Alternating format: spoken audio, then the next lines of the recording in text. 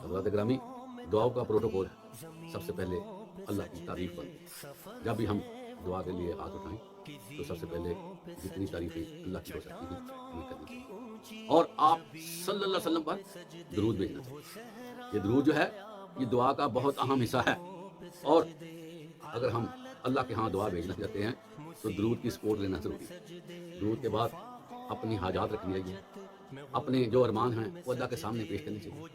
अल्लाह के यहाँ ऐसे बातें करनी चाहिए जैसे एक फ़कीर अपने आका से करता है, एक गुलाम अपने मालिक से बातें करता है, इस तरह दुआ करनी।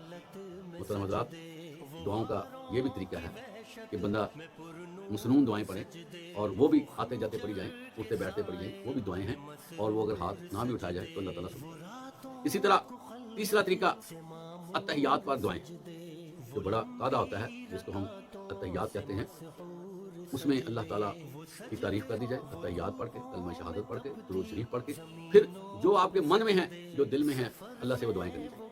बहुत सी दुआएं मसनून आती हैं, हमने बाद एक दो दुआएं जो रखी हुई हैं उसी को दोहराते हैं।